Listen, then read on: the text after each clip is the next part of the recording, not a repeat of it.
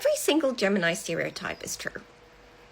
From being two-faced all the way to you can't make up your mind, you don't process your feelings.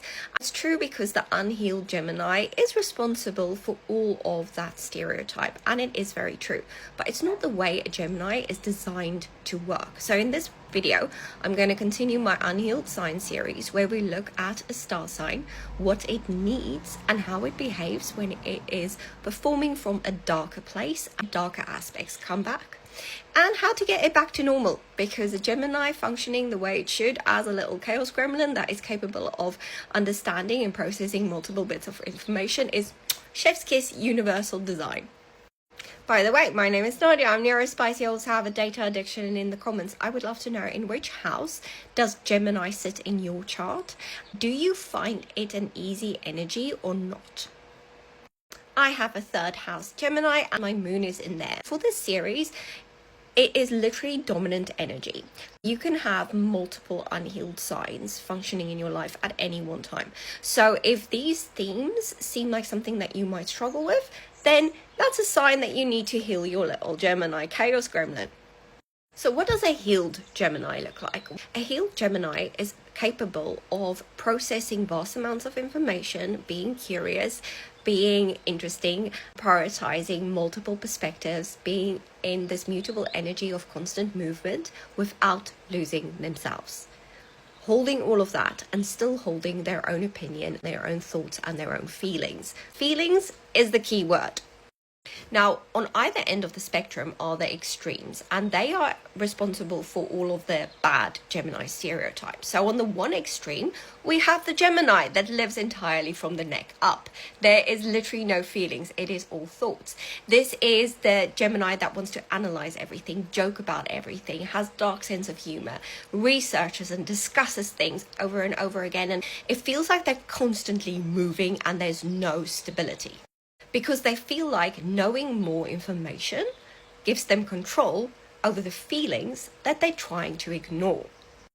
Think of them as emotionally avoidant ADHD squirrels. The more I know, the more I will understand. And understanding isn't the problem if you're on this end of the scale, it's feeling.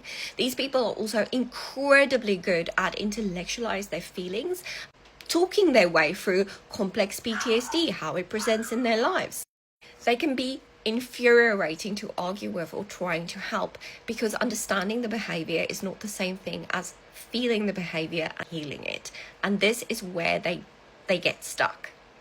They get so good at narrating their own dysfunction that the narration itself becomes the avoidance mechanism. Anything not to feel. On the other end of the spectrum, we get the mutable ninja energy. This is the Gemini that is completely run by their shadow. They are a different person in every single room. They read the room and they give the room what the room needs.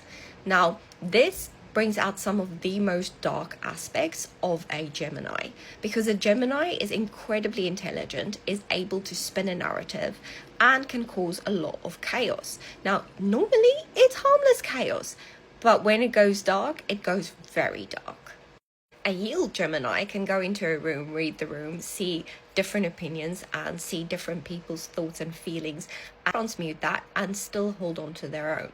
A Gemini that is in its darker aspects, where it gets the two-faced, controlling, almost cruel behavior, doesn't have that capability anymore.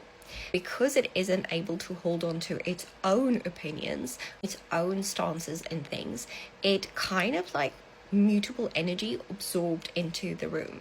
And because that feels very uncomfortable to a Gemini that processes information and wants to know anything and everything about everything, they then start controlling the narrative, which they are incredibly good at. And this is where they can detach to the point of Aquarius detachment, play with the room, rather than confront the fact that they can't hold their own opinion at that time. They kind of have lost connection with their intuition. And the sad thing is, they're both trying to do the same thing. By doing it, they're getting further and further away from balance. Because if you think about the Gemini capable of standing in its own opinion, still processing information, on the one end, the Gemini on this spectrum keeps generating new thoughts to avoid feeling. And the Gemini on the other spectrum keeps making new versions of themselves, controlling the narrative because they don't feel comfortable with their own feelings, thoughts, and ideas. And it comes down to the fact that changeability is the gift of a Gemini, but not all Geminis are skilled at controlling it. So what to do if you're a Gemini stuck in either end? Because I've been stuck on both ends. I've got Gemini moon. I've been stuck on both ends.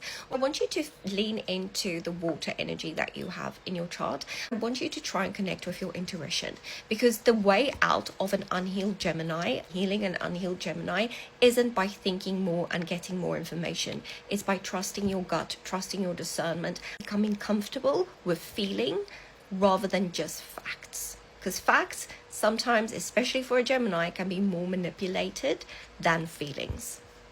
Just because it's uncomfortable doesn't mean you shouldn't do it.